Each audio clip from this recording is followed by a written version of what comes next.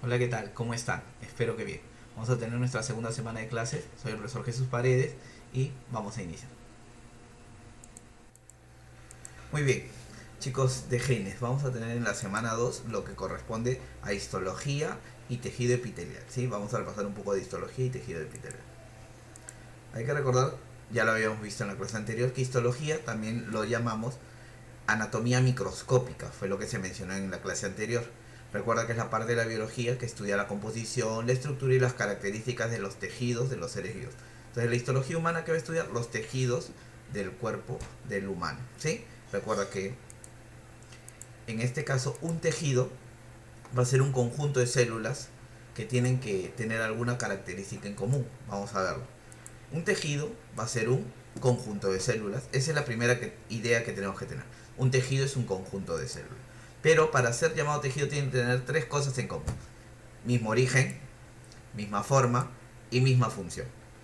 Si el conjunto de células forma un tejido es porque tiene el mismo origen, la misma forma y la misma función. Todas esas células. ¿Sí? Entonces, de esta manera se constituye un tejido. Profesor, ¿y por qué? Porque puede haber organismos como el caso de la esponja de mar, saliéndonos un poquito de anatomía humana. La esponja de mar es un conjunto de células y ellos no tienen tejido. Es un organismo, es el animal más primitivo que existe y no va a tener tejidos. Entonces, no es necesariamente un conjunto de células, sino es un conjunto de células con tres condiciones. Células que tienen el mismo origen, la misma forma y la misma función. Cuando se asocian, forman un tejido. ¿Cuáles son los componentes de un tejido? Los componentes de un tejido son, primero, tienes a las células, que las puedes observar, y lo que acompaña a las células, que es la matriz extracelular o también llamada sustancia intercelular. En abreviatura algunos lo ponen MEC, ¿sí? Matriz extracelular. Entonces es la sustancia que está entre las células, ¿sí? Ahora, ¿cómo es que se forma un tejido? Primero tiene que darse la formación del cigote, que es luego de la fecundación. Lo que tú estás viendo acá es la fecundación. El óvulo y el espermatozoide se juntan, se forma el cigote se divide, porque el cigote es una célula. De esa célula se forman luego, ¿cuántas? Dos, luego cuatro, luego 8, 16, 32, y así se van multiplicando, ¿no? Entonces, esa división celular, que es un tipo de mitosis, me va a permitir en un momento que se formen células totipotentes. ¿Qué son células totipotentes? Son células que van a tener idéntico genoma y van a tener la propiedad de formar cualquier otro tipo de célula del cuerpo humano. O sea, va a haber un momento en que las células van a tener el poder de empezar a dividirse y formar otros tipos celulares. Y esto se va a dar, ¿por qué? Porque se va a generar una diferenciación celular.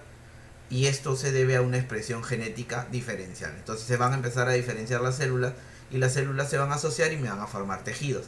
Estos tejidos pueden ser el epitelial, pueden ser el muscular, el nervioso y el conectivo. Entonces mira, observa, estoy mencionando que en el cuerpo humano hay 4 tejidos que se forman de esta manera: epitelial, muscular, nervioso y conectivo, ¿sí?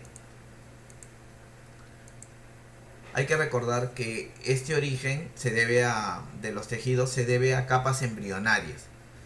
Llega un momento en que se forman 3 capas embrionarias. Recordemos que los humanos somos triploblásticos. Tenemos 3 capas embrionarias a la hora de formar. La capa externa, que se llama ectodermo, me forma el tejido epitelial y el tejido nervioso. La capa intermedia, que se llama mesodermo, me forma el tejido epitelial, el tejido conectivo y el tejido muscular. Y la capa llamada endodermo, que es la más interna, me forma el tejido epitelial. Te darás cuenta que el tejido epitelial se forma en las 3 capas embrionarias, el nervioso solo se forma en el ectodermo y el conectivo y el muscular se forman a partir del mesodermo, ¿sí? Ahora, ¿quiénes tienen tejidos totipotenciales? El tejido epitelial y el conectivo. ¿Por qué? Porque son tejidos que van a tener la propiedad sus células de reproducirse y formar otros tipos celulares. Ahorita que vamos a ver clasificación de tejidos, vas a entender por qué. Pero estas van a tener la propiedad de reproducirse. En cambio, los tejidos ya bien diferenciados, altamente diferenciados, con mucha especialización, pierden esta propiedad de reproducirse. Estamos hablando del tejido muscular y el tejido nervioso, ¿sí? Entonces, bajo esto ya vamos a entender qué es la clasificación de los tejidos. Primer tejido, el tejido epitelial. El tejido epitelial, como tiene células totipotenciales, quiere decir que puede formar otros tipos de tejidos. Forma el tejido de revestimiento, que hoy día lo vamos a ver. el tejido glandular, que también lo vamos a ver hoy día, ¿sí? Que es parte del tema. Entonces el tejido epitelial puede formar tejidos epiteliales de revestimiento y el tejido epitelial glandular. Son dos tipos de tejidos epiteliales que se pueden formar. También se puede formar el tejido conectivo, segundo tejido que vemos, epitelial, ahora conectivo. El conectivo también te dijo que tenía células totipotenciales, por eso que puede formar el tejido sanguíneo, que es el único tejido líquido del cuerpo humano. El tejido adiposo, que es el que almacena grasa, por eso que se observan burbujas grandes donde está almacenada la grasa. El cartilaginoso, que forma los cartílagos, como el de acá, el de la orejita, el de acá, el del tabique nasal, ¿sí? Entonces, cartilaginoso. Y también al tejido óseo, que es el que forma los huesos. Entonces, estos dos tejidos son tejidos poco especializados porque tienen células totipotenciales que van a permitirles formar otros tipos de tejidos. El mejor ejemplo es el conectivo, porque del conectivo se forma el sanguíneo, el adiposo, el cartilaginoso y el óseo. Son 4 tejidos formados a partir de él. Luego tienes los tejidos especializados, como por ejemplo el tejido muscular, que forma los músculos, el tejido nervioso, que forma las partes del sistema nervioso, y estos dos tejidos son especializados. Como son especializados, sus células no se reproducen, ¿sí? Recuerda, si a ti te preguntan por clasificación, ¿cuántos tejidos presenta el ser humano? El ser humano presenta 4 tejidos: epitelial, conectivo, muscular, nervioso, ¿sí? Profesor, el sanguíneo, ellos pertenecen a una división del tejido conectivo. Recuerda eso. Ahora veamos lo que corresponde a tejido epitelial, que es lo que vamos a desarrollar en el resto de la clase. Tejido epitelial. Vamos a ver primero sus características. Primero, el tejido epitelial tiene escasa sustancia intercelular. Profesor, ¿a qué se refiere eso? Que sus células están muy pegadas una a continuación de la otra. Es como un piso puesto con mayólicas. Las mayólicas están pegaditas y hay una línea delgadita entre ellas, ¿sí? Entonces, esta es la célula y estas líneas que tú observas de color un poquito más oscuro son la sustancia intercelular. Son la sustancia intercelular. Entonces, las células están bien pegadas, bien adheridas entre ellas, ¿sí? Muy bien, escasa sustancia intercelular. Y ahora, profesor, ¿por qué están tan adheridas? Porque van a tener que tener uniones celulares. Va a haber distintos tipos de uniones. Las más conocidas son los desmosomas, las más estudiadas también se podría decir. Va a haber, por ejemplo, bandas de proteínas transmembranales y van a generar un espacio extracelular, membrana plasmática adyacente, ¿sí? Ahí lo puedes observar. Ese es el primer tipo que lo tienes acá marcadito, ¿sí? Se forma un espacio extracelular. Luego también, como este de acá, que se forma también un espacio extracelular y va a haber filamentos de actina, siempre generando un pequeño espacio entre las células, ¿no? Va a haber filamentos intermedios, se va a formar una placa, de las desmogleínas, forman los desmosomas. Desmosomas son puntos de unión en que es como que engramparan una célula a continuación de la otra, ¿no? También vas a tener estos puntitos, ¿sí? Membrana plasmática adyacente, espacio extracelular, y va a haber conexiones para que haya comunicación también entre las células. Va a haber las integrinas, que son proteínas receptoras transmembranales. Entonces, las células epiteliales están muy pegadas. Por eso que hay escasa, en algunos casos se dice hasta nula, que no hay sustancia intercelular. Y esto se debe a que aquí hay bastantes uniones celulares. La más popular, recuerda, es el desmosoma, ¿sí? Otras características del tejido epitelial. Por ejemplo, el tejido epitelial es avascular. ¿Qué quiere decir avascular? Que carece de vasos sanguíneos y linfáticos. Por eso que cuando algunas personas hacen un raspado leve de lo de la piel, no sale sangre. Cuando tú haces un raspado fuerte de la piel, inmediatamente tú has roto el tejido epitelial y debajo está otro tejido, que es el tejido conectivo.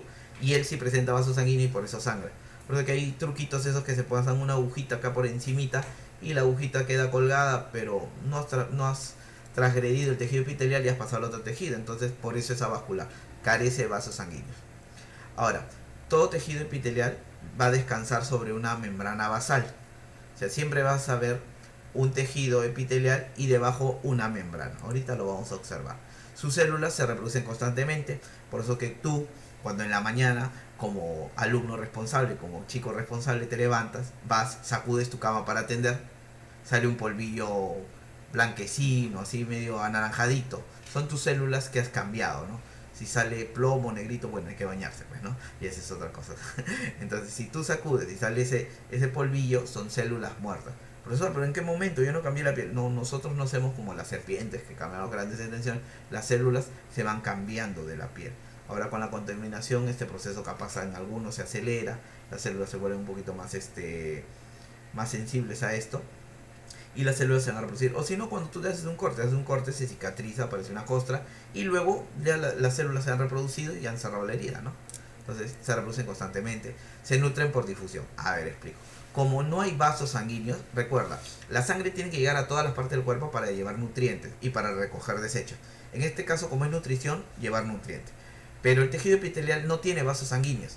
Entonces, ¿cómo se nutre? Se va a nutrir por difusión. El tejido conectivo, que está adyacente a él, le va a transferir los alimentos. Es como que yo le pasara de mano en mano algo. Entonces, eso es por difusión. Va a pasar a través de la membrana y van a ir ingresando al tejido epitelial. Va a poseer abundantes terminaciones nerviosas. Y eso lo tenemos claro, ¿por qué? Porque tú en cualquier parte del cuerpo, donde está la piel, que es un ejemplo de tejido epitelial más fácil de trabajar, en cualquier parte del cuerpo, te ponen un inconcito de una agujita, tú vas a sentir. ¿Y es por qué? Porque tú tienes innumerables terminaciones nerviosas, ¿sí?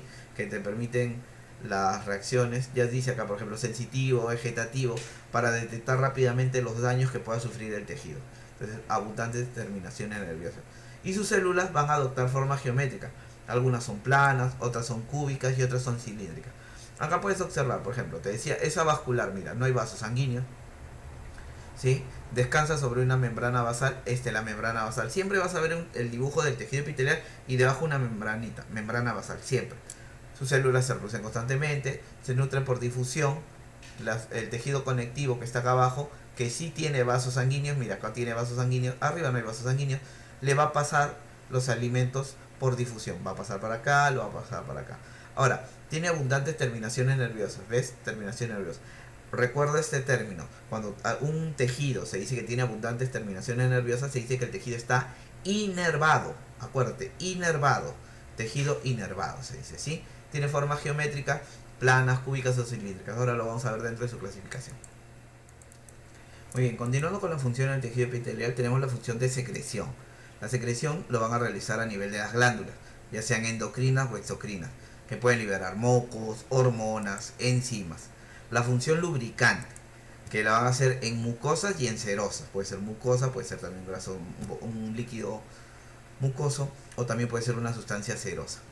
Difusión, porque va a ser el pasaje o intercambio de sustancias a través de los distintos tejidos epiteliales. Recuerda que como ellos no tienen vasos sanguíneos, entonces va a tener que utilizar la difusión.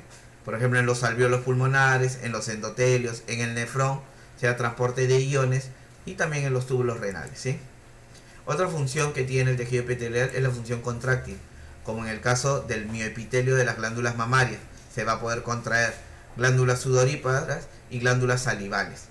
En ellas se cumple la función contráctil. Ahora sí, vamos a clasificarlo. El tejido epitelial se va a clasificar en epitelio de revestimiento y cubierta, que son estos tipos que vamos a detallar, y el epitelio glandular, que obviamente por el nombre te dice que forma glándulas. El epitelio de revestimiento y cubierta es aquel que va a recubrir superficies tanto internas como externas. Hay veces solo creemos que el epitelio se encuentra acá en la parte externa, como en el caso de la piel, pero también puede estar en la parte interna. Puede tener un tipo de epitelio simple o más epitelios. O sea, un epitelio simple es solo una capa y más epitelios son varias capas, ¿sí? Que se dice epitelio estratificado, que tiene más capas de células. Las que pueden ser planas, cúbicas o cilíndricas. Hay que recordar en este caso que la clasificación de los distintos tejidos se va a deber primero a la cantidad de capas y a las formas que van a tener las células del tejido epitelial, ¿sí? Sus funciones van a incluir la protección de estructuras que revisten y el transporte de sustancias de un lado del epitelio al otro, ¿sí? Por medio de la difusión. Ahí vamos a ver los distintos tipos de tejido epitelial de revestimiento cubierta, que ahora sí vamos a detallar. Epitelio de revestimiento y cubierta. Primero tenemos los monoestratificados o simples. Mono 1, estrato una sola capa o simple. En este caso vamos a tener que están formados por una sola capa de células y se ubican en zonas de intercambio de sustancias, ¿sí? Son llamados también escamosos o pavimentosos. Recuerda, epitelio de revestimiento, cubierta, escamoso o pavimentoso. Se va a dividir en escamosos, ¿sí? planos también se les puede decir, cuboideos que tienen forma cúbica y cilíndricos que tienen forma cilíndrica. Entonces son tres formas: planos, cubos y cilíndricos, ¿sí? Ahora, hay que reconocer en qué parte está cada uno. Los monoestratificados simples.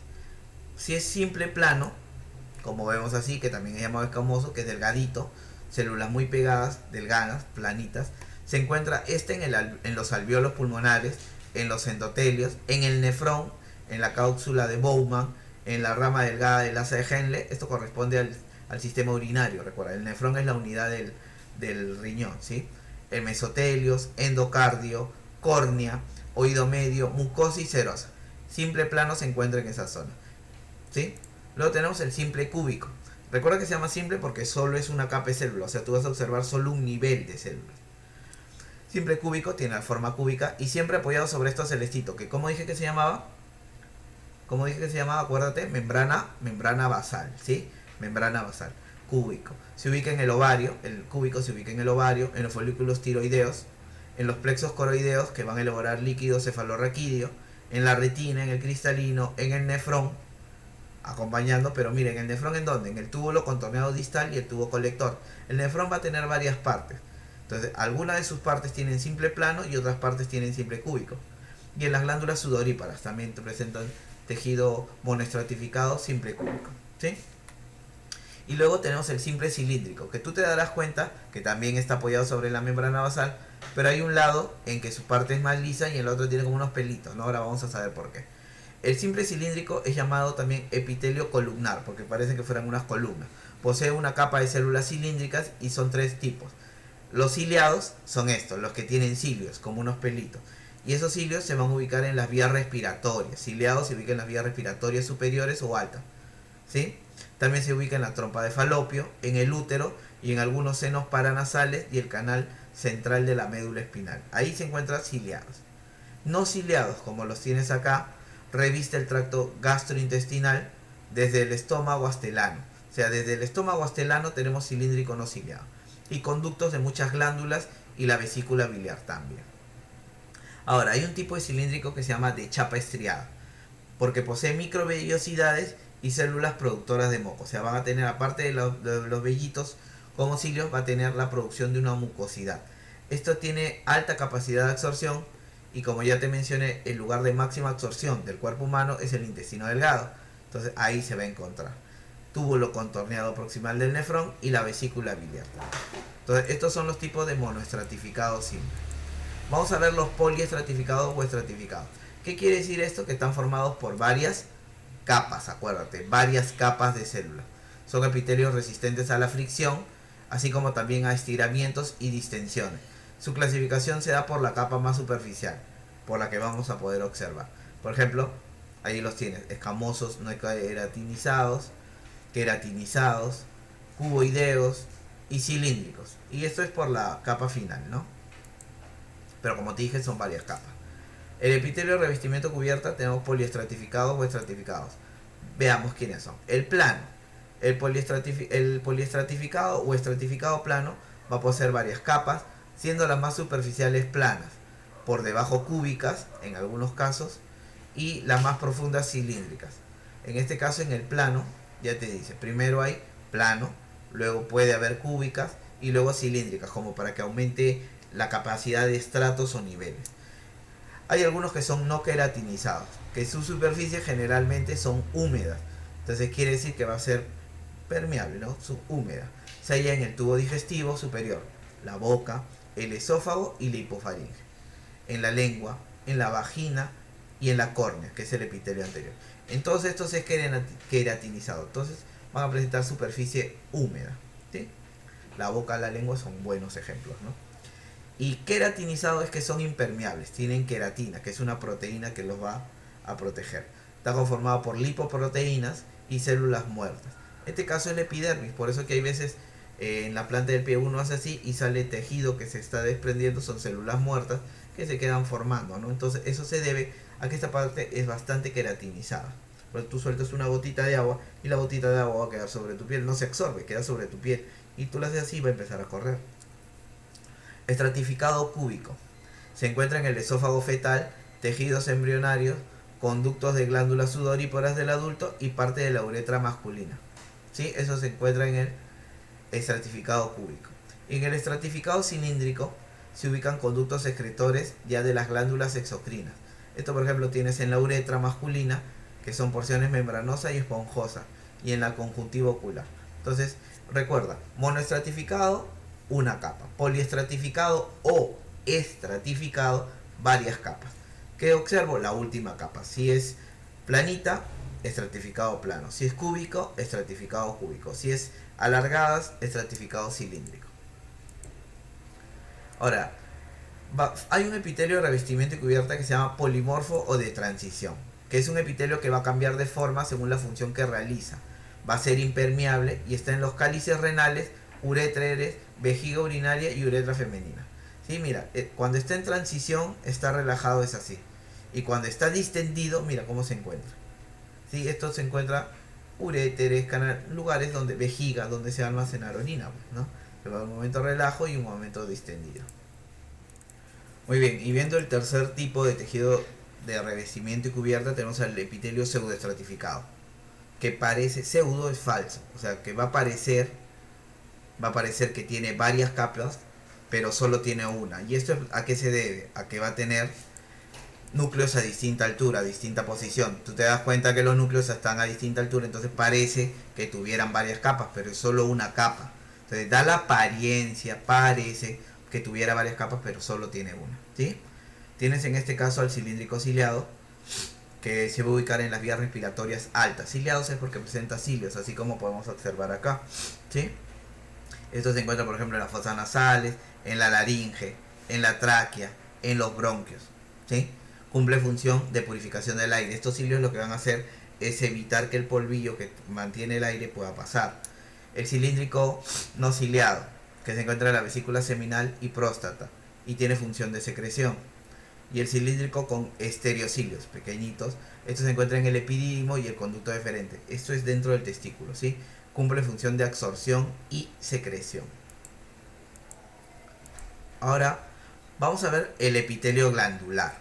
Como su nombre lo dice, son glándulas, forman glándulas, ya sea de secreción externa hacia afuera del cuerpo o internas que van a ser dirigidas por el flujo sanguíneo. Se pueden clasificar en exocrinas, endocrinas y mixtas. Entenderás que mixta es porque tiene las dos funciones. ¿Sí? Ahí vamos a ver algunos tipos de glándulas. Epitelio glandular. Vamos a ver primero las glándulas exocrinas.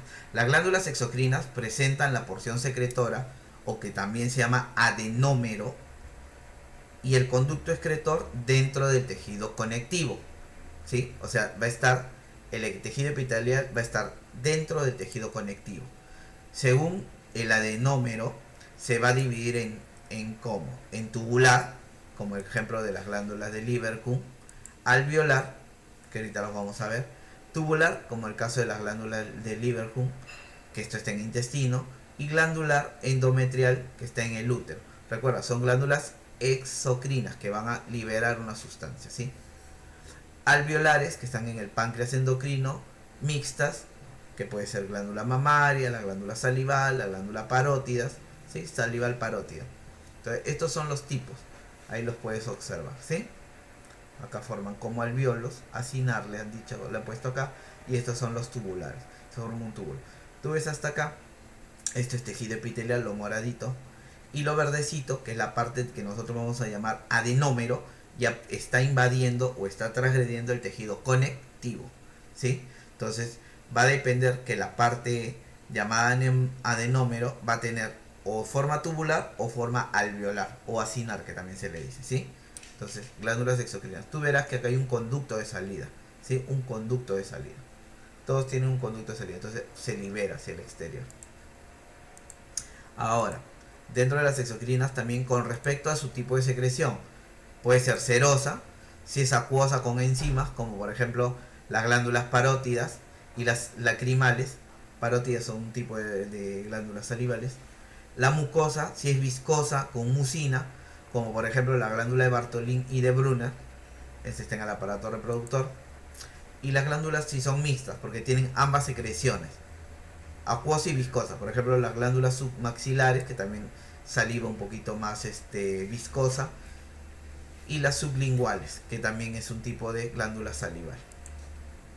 Ahí las puedes observar: mucosa, ¿sí?, serosa y mixta, ¿sí?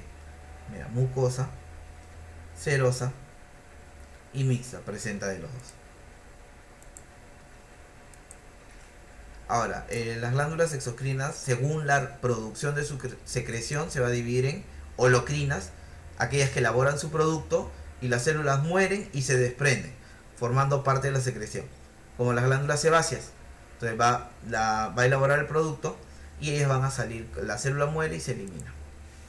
Las apocrinas, que al elaborar su producto, las células eliminan la región apical del citoplasma, quiere decir una parte de su citoplasma, y conforma esta parte del citoplasma su secreción. Por ejemplo, en las glándulas mamarias, las glándulas sudoríparas de las axilas, también sucede esto, y las glándulas merocrinas, que al elaborar su producto, las células no consumen su citoplasma y lo liberan por exocitosis. Las glándulas sudoríparas, salivales y lacrimales. Entonces mira, las holocrinas, estas células mueren, se desintegran y forman parte de la secreción. Las apocrinas, una parte de su citoplasma se desprende y sale en la secreción, porción celular desprendida.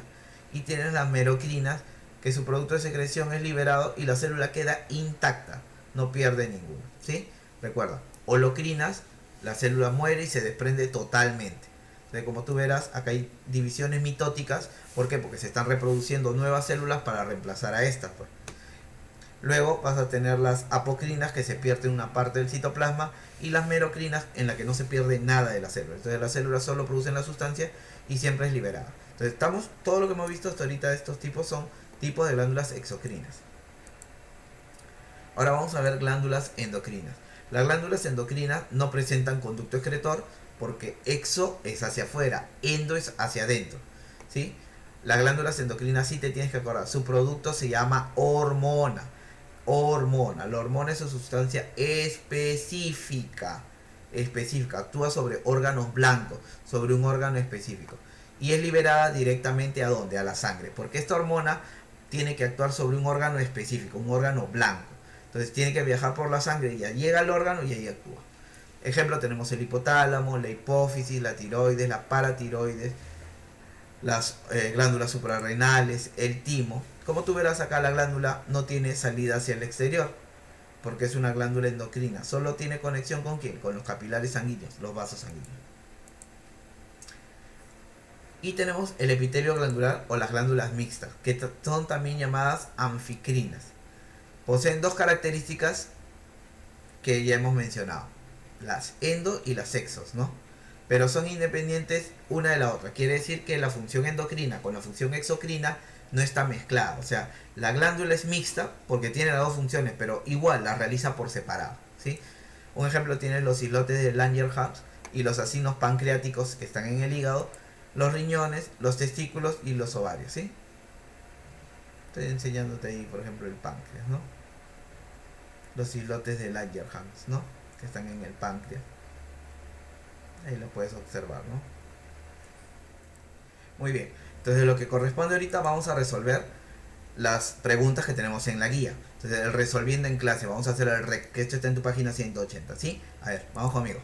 La primera pregunta dice: tipo de tejido conformado por abundantes células poco diferenciadas y con escasa sustancia intercelular. Nosotros toda la clase hemos hablado sobre un tejido que tiene muchas células poco diferenciadas y su escasa sustancia intercelular, o sea que están bien pegaditas, ¿sí? Entonces, ¿de quién estamos hablando? Nombre de la clase: el tejido epitelial. En la segunda pregunta nos dice: no es una función del tejido epitelial. A ver, función protectora, función secretora, función de absorción, función de difusión, función de excreción.